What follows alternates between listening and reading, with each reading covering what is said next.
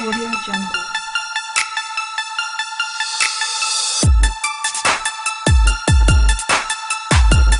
Audio Jungle.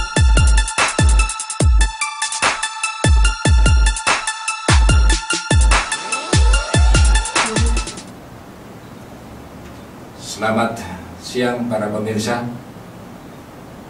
Kita akan kembali melanjutkan akan pelajaran-pelajaran yang sudah kita dengar bersama, dan pelajaran hari ini di dalam pembahasan mengenai sholat Sabat.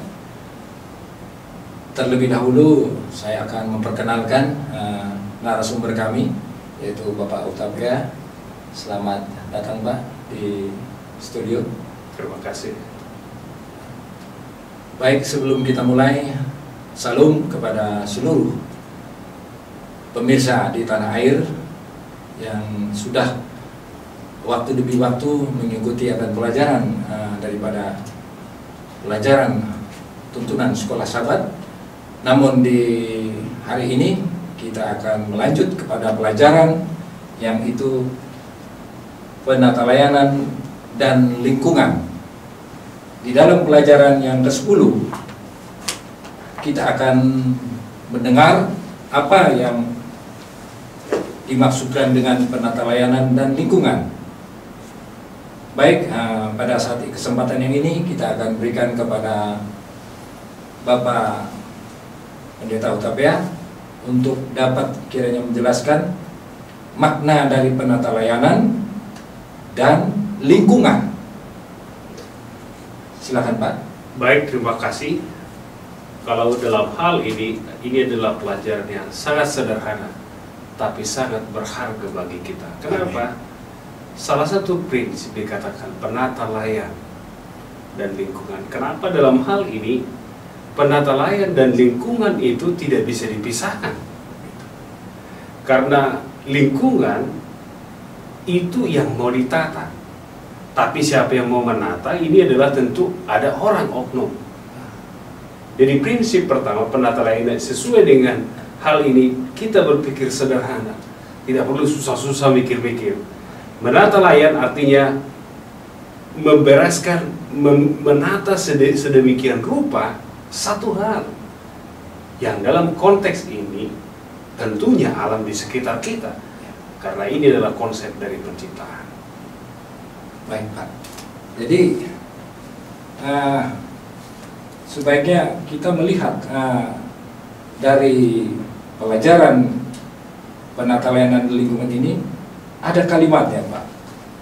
Ya. Kita coba saya membacanya dulu Pak ya. Ya, boleh. Di ayat ini dikatakan Allah memberkati mereka, lalu Allah berfirman kepada mereka, beranak cuculah dan bertambah banyak, penuhilah bumi dan taklukkanlah itu, berkuasalah atas ikan-ikan di laut dan burung-burung di udara, dan atas segala binatang yang merayap di bumi.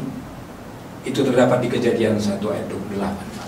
Nah, baik Pak, yang dimaksudkan tadi penata layanan, nah antara tadi dikatakan manusia harus menguasai ya terhadap apa yang diciptakan oleh Allah. Nah, di dalam hal untuk menguasai lingkungan, tumbuh-tumbuhan, baik binatang sejenisnya, makhluk-makhluk yang hidup, itu manusia Allah memerintahkan kuasailah katanya. Nah, arti menguasai, apakah itu manusia semena-mena menguasai? Kira-kira bagaimana Pak? Dalam konteks ini kita melihat, pertama saya mau ingatkan bahwa seorang penata, kita bisa menata layan itu, prinsip pertama dikatakan Allah memberkati mereka. Sesuatu untuk melayani itu adalah berkat. Itu yang pertama. Jadi kita kalau melayani orang lain itu artinya satu berkat bagi kita. Bukan hanya berkat bagi kita, tapi juga berkat bagi orang lain. Amin. Lantas bagaimana ini ada satu kata yang dikatakan menaklukkan. Jadi dalam konteks ini, kalau kita melihat seperti sekarang ini, ada beberapa penakluk, ada dengan kekuatan. Seperti baru-baru ini kita lihat santer banyak orang melakukan, mau menaklukkan dengan kekuatan armada perang dan segala macam. Tetapi kalau kita menaklukkan dengan kekuatan, pada saat orang yang atau yang kita taklukkan itu, dia akan mengalah pada saat dia lemah. Dia akan mencari kekuatan untuk menaklukkan kembali kita. Tetapi dalam konteks ini kita lihat ada satu kuasa yang menaklukkan yang tiada batas tentunya. Apa itu? Salah satu contoh. Ini adalah mengenai kasih. Jadi dalam konteks ini, sebagaimana Allah kasih kepada kita, demikian juga kita kasih kepada apa yang akan kita taklukkan. Bahkan singa sekalipun kalau diajar dengan kasih, bisa tunduk. Gajah segede apapun bisa tunduk. Jadi dalam konteks ini adalah Allah dalam hal ini diberikan kuasa kepada kita untuk menaklukkan. Tetapi jadi jangan lupa kita ini adalah image Allah, gambar Allah. Kenapa manusia itu takut kepada Tuhan? Bukan karena takut, tapi karena dia rasakan kasih Allah itu berlimpah, sehingga dia merasa tidak pantas saya melawan, karena dia adalah Allah yang luar biasa. Jadi ini hal yang dimaksud dalam penakluk ini bukan dengan kekuatan. Menaklukkan dengan kekuatan, dengan power itu, ingat, itu tidak, itu ada batasnya. Tapi kalau menakluk dengan kasih, saya rasa tidak ada batas untuk hal itu. Jadi mungkin ini yang bisa saya berikan dalam hal ini. Baik, ya, sudah terjawab ringkasan arti tadi menaklukkan, kekuasaan itu tadi ya. Ada di Bapak ya, tadi sudah diberikan kuasa ya. Ya. Pada saat-saat Allah menciptakan sudah diberikan satu ya, kuasa. Betul. Nah, namun kekuasaan itu yang dimaksud dengan kekuasaan tadi adalah dengan tidak boleh dengan secara berang ya. Berbalas begitu, tapi berbalas dengan kasih katanya, menaklukkan dengan lemah lembutan tentunya. Betul, bukan dengan power yang tanda kutip dunia kita sekarang ini sedang gunakan dengan cara yang kasar dan segala macam. Apakah Allah sudah mempersiapkan dalam pemeliharaan ketika manusia menaklukkan itu tadi, Pak? Pemeliharaan itu, pemeliharaan ciptaannya itu, apakah Allah sudah mempersiapkan, menyediakan ketika manusia menaklukkan semua ciptaan Allah tadi sudah dipesankan begitu? Ini pertanyaan yang sangat bagus sebenarnya saya rasa. Kalau kita melihat konsep penciptaan, jelas bahwa Allah itu adalah Allah yang penuh dengan keteraturan. Allah itu teratur, tidak autan, tapi dia punya terstruktur dengan baik. Apakah Allah menyediakan? Sebelum matahari diciptakan, Tuhan sudah menumbuhkan tumbuh-tumbuhan yang menjadi bahan kehidupan manusia. Kalau kita lihat dalam sejarah penciptaan, pada hari ketiga Allah sudah menjadikan tumbuh-tumbuhan. Tapi benda penerang itu hari keempat. Dan ini adalah satu konsep bahwa Allah, tidak heran Yesus katakan, jangan khawatir akan apa yang kamu makan. Karena dunia ini menganggap kalau tidak ada matahari tidak ada kehidupan. Sebelum matahari ada menurut penciptaan dari Alkitab, Tuhan sudah siapkan kehidupan, makanan bagi umat-umat Tuhan. Jadi prinsip ini kita harus, jadi dia sediakan penerang, kemudian juga baru dia ciptakan binatang. Yang pertama dia ciptakan burung-burung di udara, binatang kecil dan juga ikan di laut. Kemudian selanjutnya dia ciptakan manusia beserta dengan binatang yang lain. Jadi dia jadikan Allah itu teratur, juga menyediakan makanan bagi ciptaan itu sebelumnya. Ya inilah hal yang luar biasa yang saya lihat, dan saya lihat memang dalam konteks ini, ingat manusia dijadikan bersama dengan binatang. yang membedakan manusia dari binatang adalah dia punya akal budi. Bila mana manusia ini tidak menggunakan akal budi, dia akan mirip seperti apa yang dijadikan bersama dengan dia. Tetapi dalam konteks ini juga saya mau ingatkan bahwa Allah itu juga memberikan kepada kita hak untuk memilih. Binatang tidak pernah bisa memilih. Kita mau menjadi penata layan atau tidak, atau menghancurkan bumi ini tergantung pilihan kita. Siapa yang kita sembah. Jadi ini Allah paling tidak sudah menyiapkan segala sesuatu sebelum dia ciptakan. Jadi ada orang nggak mungkin kita suruh berperang tangan kosong kan. Itu manusia, padahal Allah itu jauh lebih pintar dari manusia. Jadi kalau kita mau mengutus seseorang ke satu tempat, kita harus lengkapi dia. Dan Allah juga melakukan hal jauh lebih dari situ sebenarnya. Karena yang dia jadikan oleh Tuhan itu sungguh amat baik. Amin. Apa yang sudah para pemirsa yang sudah disampaikan tadi cukup dapat kita pahami dalam hal ini. Baik, ada sebelum kita melihat yang berlalu satu ini, ada satu Pak untuk beberapa saat ini dikatakan ketika Allah berencana, Allah punya rencana ya, rancangan dan rencana. Ya. Allah sudah jadikan tadi kita jadikan ciptaannya, kemudian kita izinkan untuk berkuasa, kemudian ada hal-hal yang terpenting di sini Pak.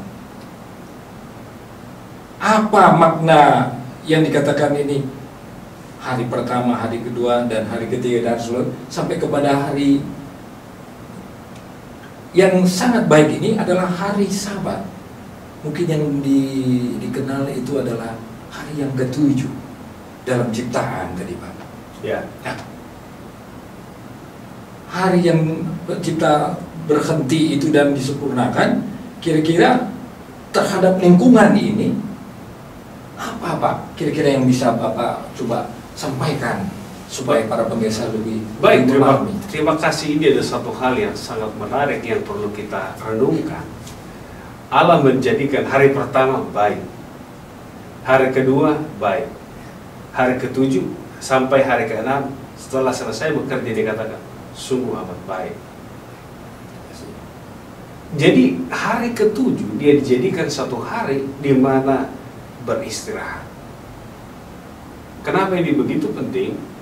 Seperti saya katakan, bahwasanya manusia itu mempunyai nilai berharga kalau dia punya Tuhan.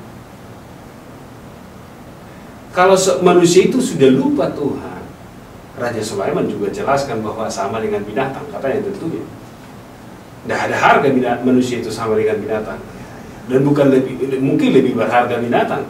Kalau di kampung saya di Sumatera sana, kalau binatang itu ditabrak masih dimakan, tapi manusia itu dikubur karena tidak begitu berharga.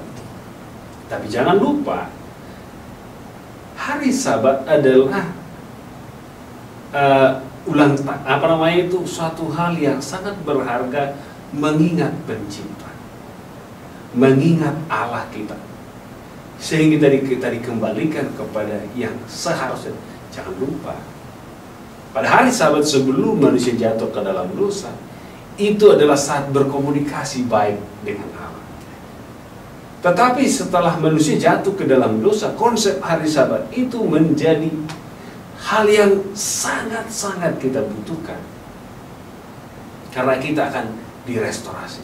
Pada waktu kita mengingat Pencipta, tidak heran Sulaiman juga yang begitu bijaksana juga mengatakan, jangan lupa Penciptamu, kan begitu.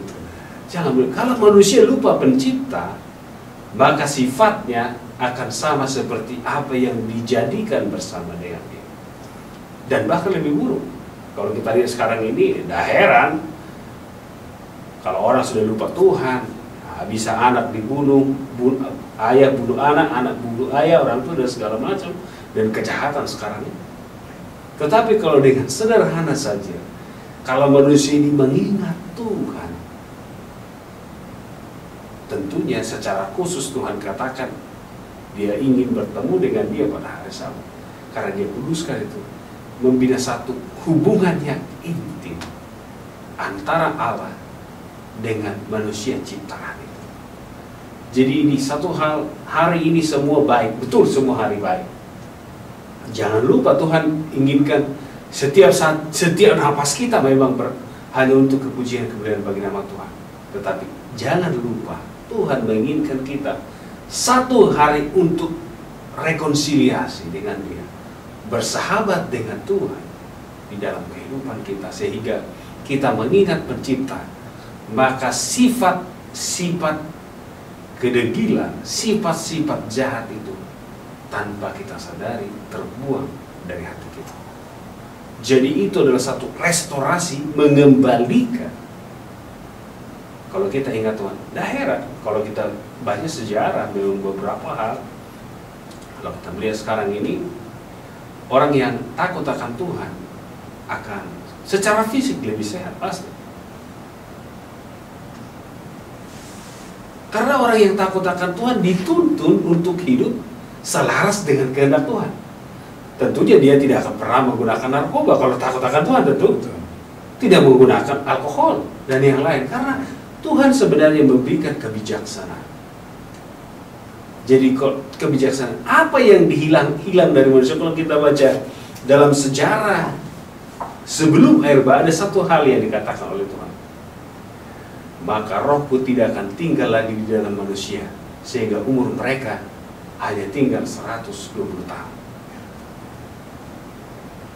Pada saat kita berhari Sabat, itu adalah kita mengembalikan roh Tuhan mengisi in charge kita. Saya sangat tertarik ketika saya suka lihat teknologi sekarang ini. Saya pernah aki mobil saya soak, tapi setelah di charge dia seperti baru. Maka setiap hari Sabat seharusnya umat Tuhan pada waktu menyambut hari Sabat ini di-recharge kembali, dikembalikan peta Allah kepada manusia itu kembali. Jadi ini prinsip yang sangat mendasar. Jadi hari itu memang betul semua baik, tapi jangan lupa ada satu hari di mana kita rekonsiliasi secara spesial dengan Tuhan. Para pemirsa, kita sudah mendengarkan dalam beberapa saat pelajaran ini apa yang dikatakan tadi, penata layanan dan lingkungan sudah dibukakan. Namun demikian kita akan mendengarkan nanti saat-saat untuk merampungkan pelajaran kita. Dan kita sebentar kita akan sesaat karena ada yang akan berlalu. Pemirsa, sekali lagi kami tak bosan-bosannya mengumumkan dan mempromosikan bahwasanya kita akan berpuasa bersama dengan 17 juta umat Advent sedunia. Masih ingat himbauan dari pimpinan kita untuk memohon doa kecurahan Roh Kudus, ya. Sabat pertama bulan April, mari kita berpuasa, berdoa, merendahkan diri di hadapan Tuhan, memohon agar roh hujan akhir menjadi bahagian kita.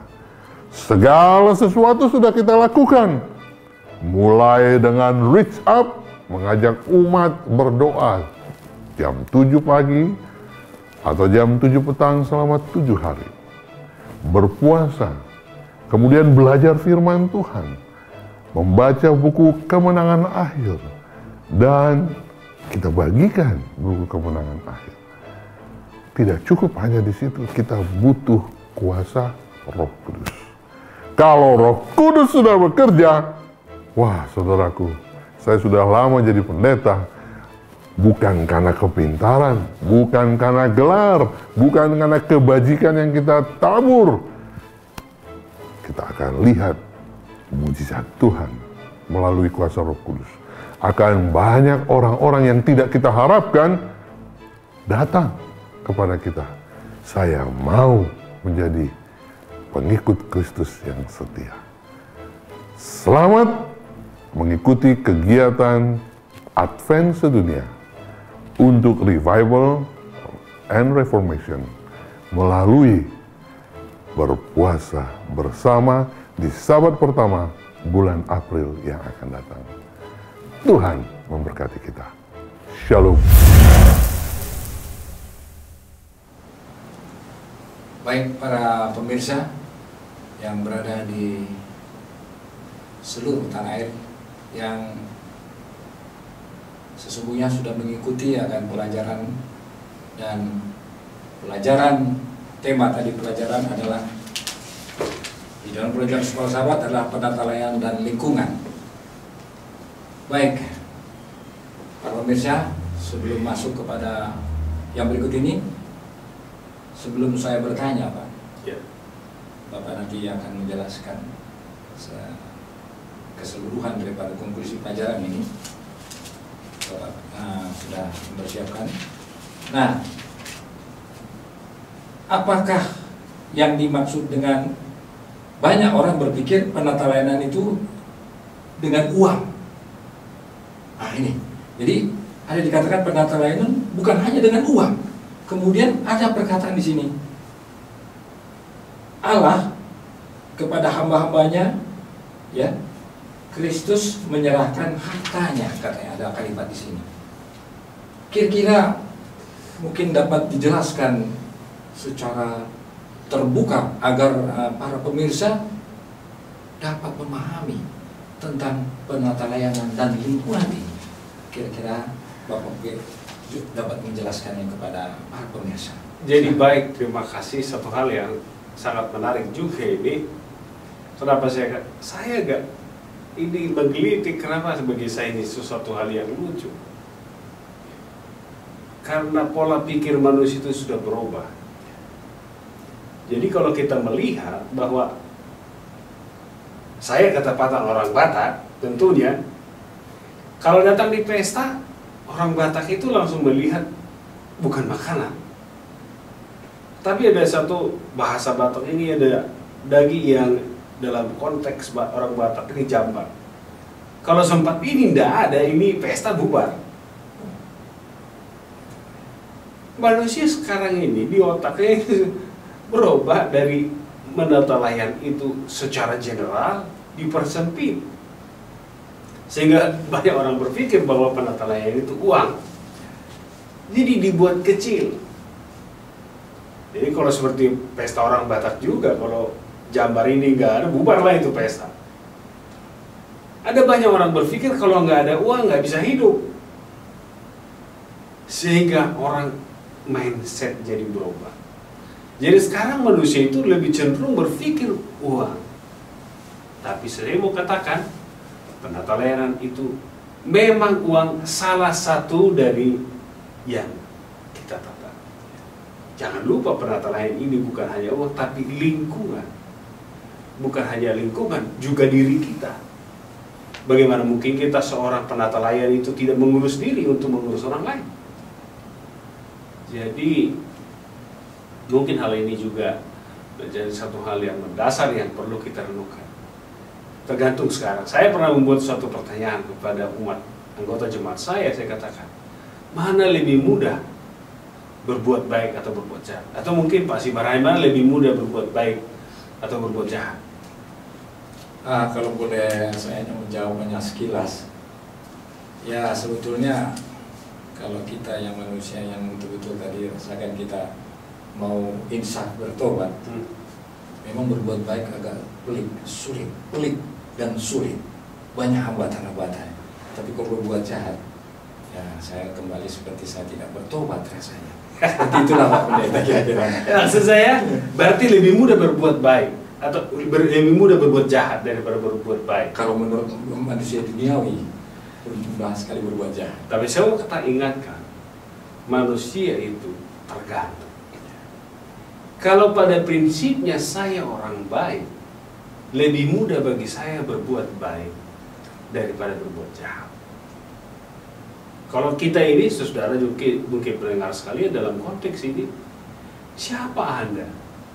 Mungkin kita akan berbuat jahat berarti ada orang jahat.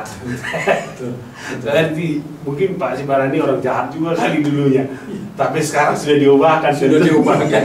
Harus menjadi penata layanan. Jadi penata layanan toh. Iya.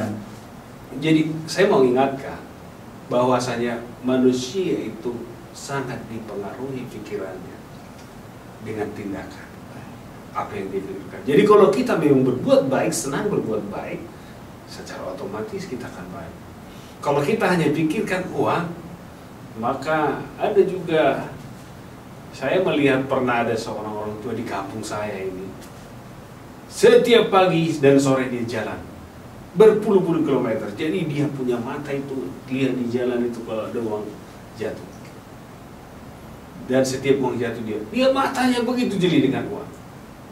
Tapi ada kadang kita juga sudah diinjak pun nggak tahu itu uang. Saya mau ingatkan kita, mindset kita. Apakah kita ini mau penata layan hanya dari segi material atau khususnya uang, atau as a whole? Ini sangat penting.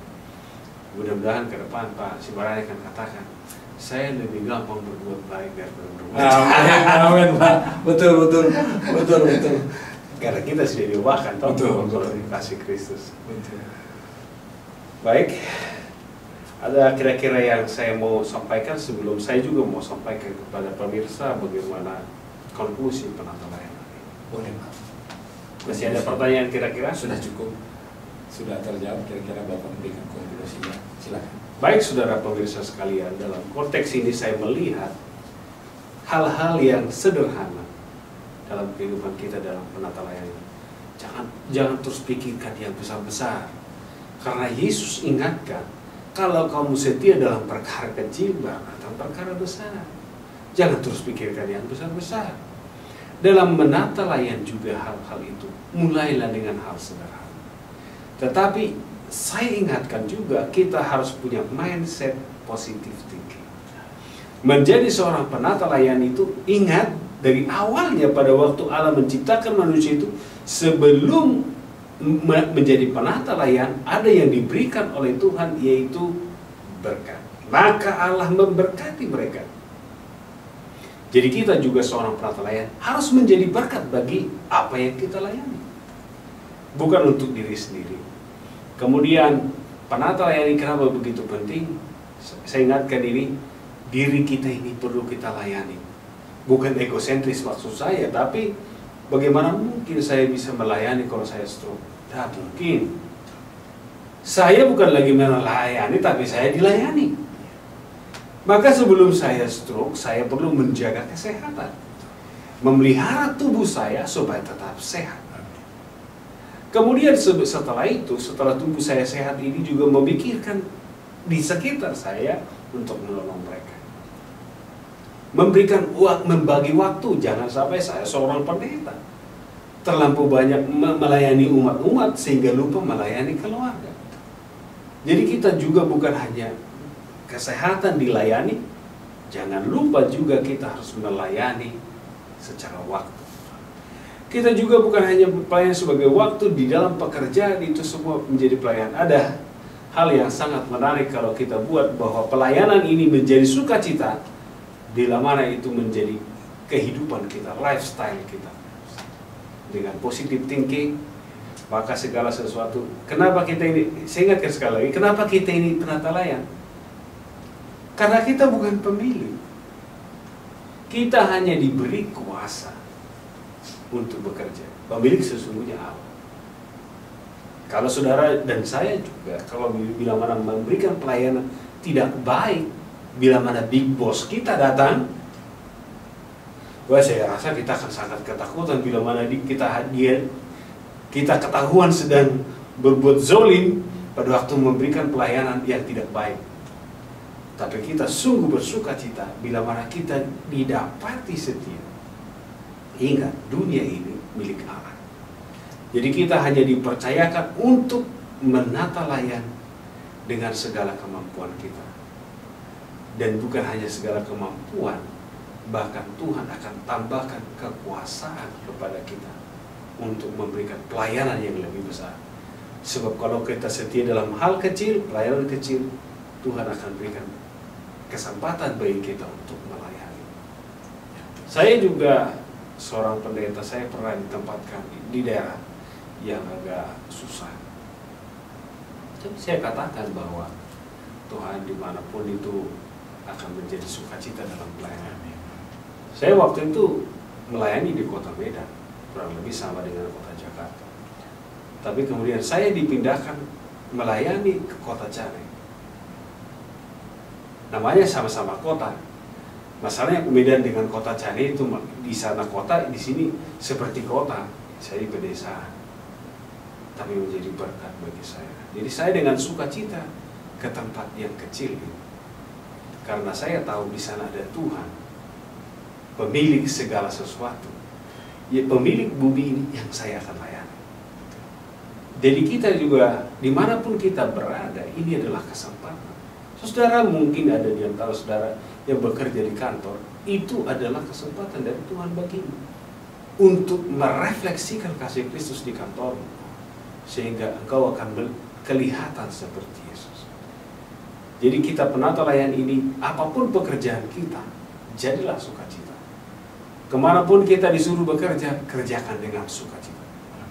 Bukan hanya Tuhan yang senang, bahkan pimpinanmu pasti senang. Amin. Kalau kau melakukan tugas dengan sukacita walau kondisi apapun.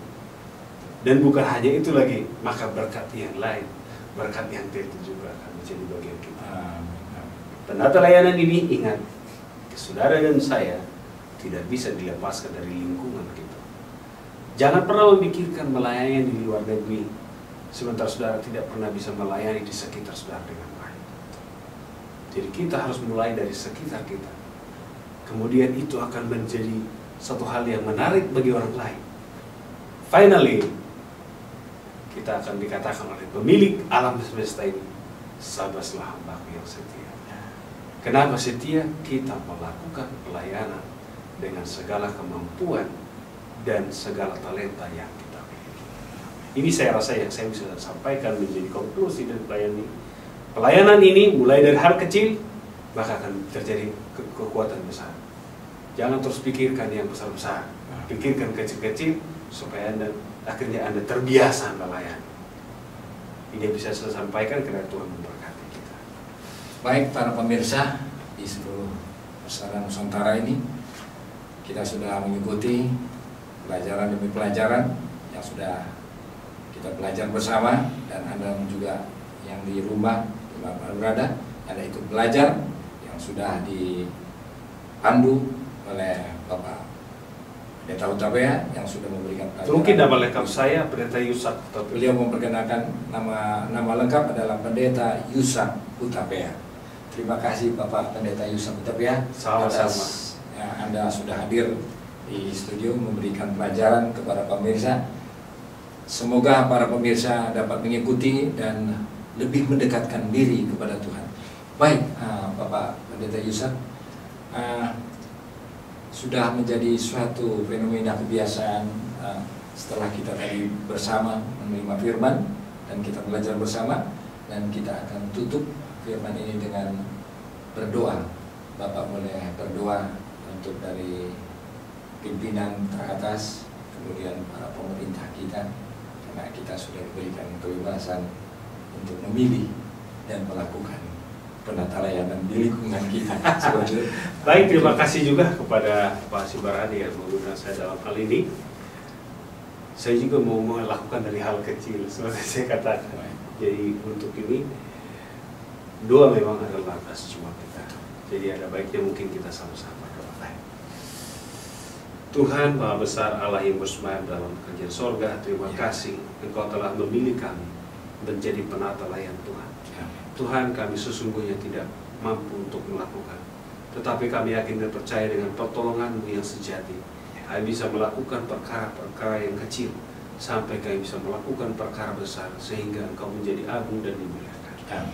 Secara khusus ya Tuhan, kami berdoa juga kepada seluruh pimpinan kami, dari pemerintahan, dan juga pimpinan di jemaat Tuhan, sehingga seluruh pemirsa akan merasakan dipimpin dengan kasih karunia Tuhan, sehingga mereka akan memimpin kami dengan berlimpah kasih karunia. Ya. Demikian juga kami berdoa kepada seluruh pemirsa yang hadir pada saat ini dan juga menyaksikan kiranya pelajar ini akan membawa mereka untuk menjadi pelayan yang setia, yang berkenan di hadirat. Terima kasih ya Tuhan, Kau mendengar dan menjawab doa kami. Dalam nama Yesus kami bersyukur dan berdoa. Amin. Amin. Terima kasih. Baik, terima kasih.